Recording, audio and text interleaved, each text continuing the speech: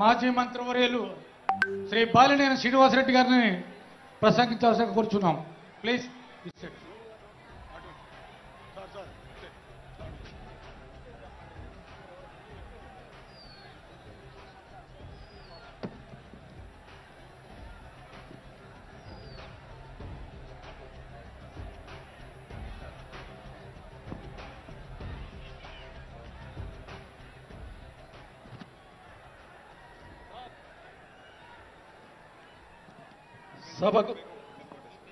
సభకు నమస్కారం. ఈరోజు మన నేత జనసేన రాష్ట్ర అధ్యక్షులు మరియు డిప్యూటీ సీఎం గారైన పవన్ కళ్యాణ్ గారి పిలుపు మేరకు ఈరోజు 12వ ఆవిర్భావ దినోత్సవానికి వచ్చేసినటువంటి జనసేన నాయకులకు, కార్యకర్తలకు, మహిళలకు, వీర మహిళలకు, ఇక్కడికి వచ్చినటువంటి వేదిక అలంకరించినటువంటి పెద్దలు, మంత్రివర్యులు మనోహర్ గారికి, అలాగే దుర్గేష్ గారికి, పెద్దలు, నన్ను పార్టీలో చేర్పించేదానికి ముందుగా నన్ను తీసుకొచ్చినటువంటి వ్యక్తి మా నాగబాబు గారికి, అలాగే వేదిక అలంకరించినటువంటి ఎంపీలకు, ఎమ్మెల్యేలకు, జనసేన నాయకులకు అందరికీ కూడా ముందుగా నమస్కారాలు తెలియజేసుకుంటా ఉన్నాం. మీరందరూ కూడా 12 ఆవిర్భావ దినోత్సవాలు జనసేనకు సంబంధించి అటెండ్ అయి ఉంటారు. కానీ నాకు ఇది మొదటిది. అసలు బాలినేని శ్రీనివాసరెడ్డి అనేవాడు వైసీపీ విడిపోయి బయటకు వస్తాడా అనుకొని చాలా మంది మాట్లాడినటువంటి పరిస్థితులు ఉన్నాయి. నాకు క్షమించండి కొద్దిగా, ఎందుకంటే మొదటిసారి కాబట్టి ఒక 5 నిమిషాలు తీసుకుంటాను. దయచేసి మనోహర్ గారు క్షమించాలని కోరుకుంటా ఉన్నా. మొదటగా నాకు రాజకీయ భిక్ష పెట్టింది రాజశేఖర రెడ్డి గారు. రాజశేఖర రెడ్డి గారు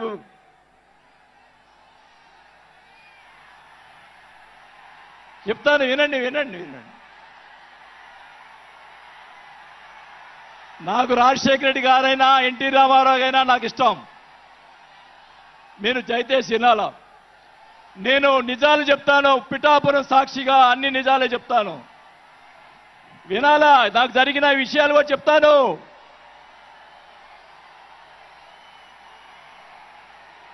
ఆ తర్వాత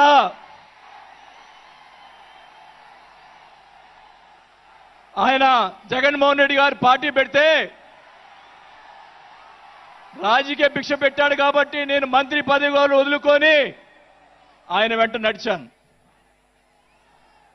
నేను 4 సంవత్సరాలు, మనోహర్ గారికి తెలుసు, 4 సంవత్సరాలు మంత్రి ఉంది నాకు. అయినా కానీ నాకు రాజకీయ భిక్ష పెట్టాడు కాబట్టి, మానవత్వం అనేది ఉంది కాబట్టి నేను ఆ రోజు ఆయనకి తలిచాను. కానీ ఏం జరిగింది, నాకు మంత్రి వదిలిపెడితే మంత్రి ఇచ్చి మంత్రి తీసేశాడు. అవన్నీ నేను కూడా బాధపడిన, నేను మంత్రి అనేది ఐ డోంట్ కేర్. ఆ రోజు 4 సంవత్సరాలకే వదిలిపెట్టాను. నేను ఒకటే చెప్తా ఉన్నా, మన వంశీ గారిని ఆయన చెప్పాడు కదా, మన ఈయన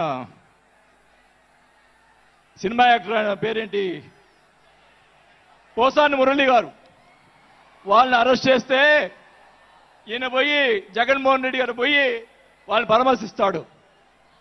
నేను ఒకటే చెప్తా ఉన్నా, రఘురామకృష్ణరాజు గారిని నిన్ను ఏదో మాట్లాడితే ఆయన లోపల పెట్టించి, కుదగొట్టించి, కాలు చేతులు ఎర్రగొట్టించి లోపల పెట్టించావే. 17 సంవత్సరాలు ముఖ్యమంత్రిగా చేసినటువంటి చంద్రబాబు నాయుడు గారి కుటుంబాన్ని, భార్య గురించి మాట్లాడితే వాళ్ళకి బాధ కలగదా అని అడుగుతా ఉన్నా. ఆ రోజే నేను ఖండించాను, నేను అసెంబ్లీలో ఆ రోజే.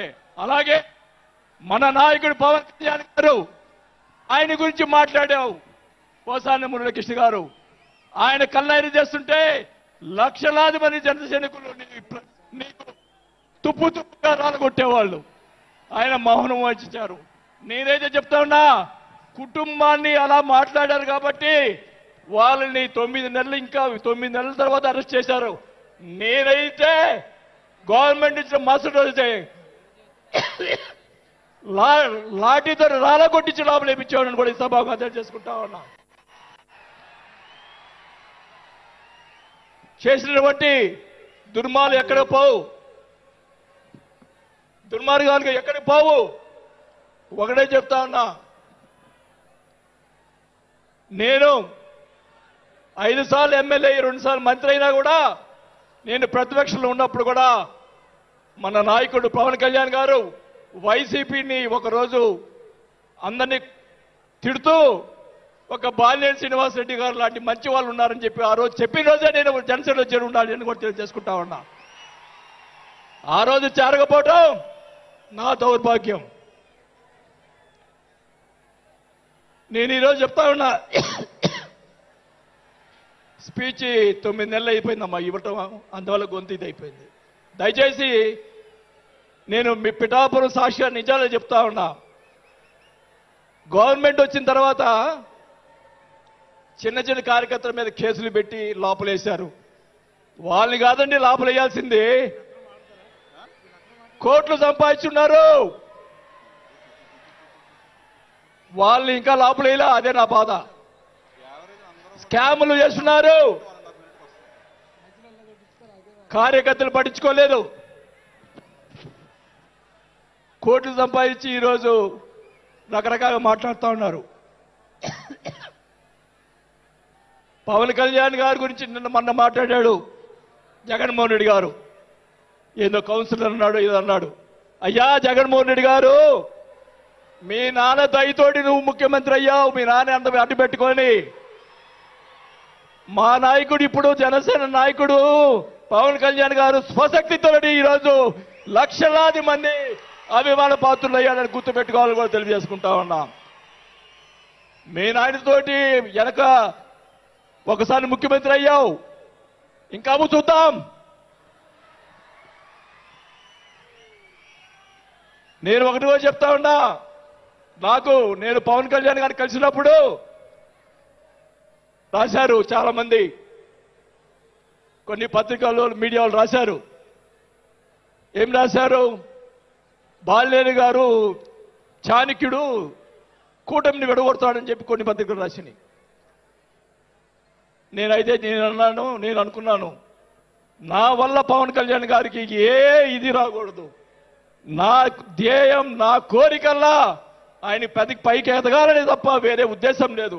నేను ఆయన కలిసినప్పుడు ఒకటే అడిగా, అందరూ అనుకున్నారు ఎమ్మెల్సీ ఇచ్చి మినిస్టర్ ఇస్తారని చెప్పి కొన్ని ఇతర పత్రికలు రాశారు. నేను ఆయన ఏమీ అడగలేదు, ఒకటే అడిగా, సార్ మీతో నాకు సినిమాలు తీయాలని సార్ అని అన్నా.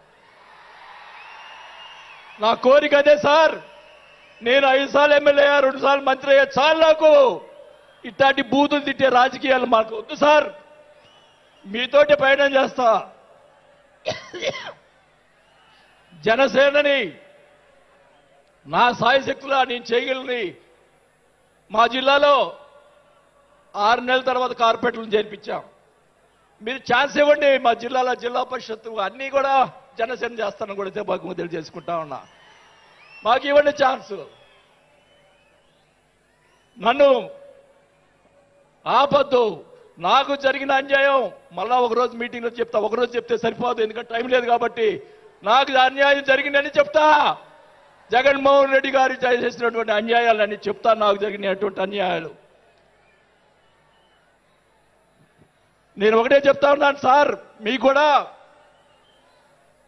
దయచేసి జనసేన కార్యకర్తలు చూస్తున్నాను. అన్ని నియోజకవర్గాల్లో ఎమ్మెల్యేలని చాలా మంది గెలిపించారు, కార్యకర్తల్ని జనసేన వాళ్ళని పట్టించుకోవటం లేదు.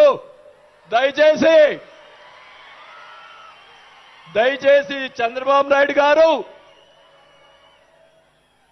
పవన్ కళ్యాణ్ గారు ఇద్దరు కూర్చొని ఒక ప్రెస్ మీట్ పెట్టి ఎమ్మెల్యేలందరికీ ఫిరాయించండి.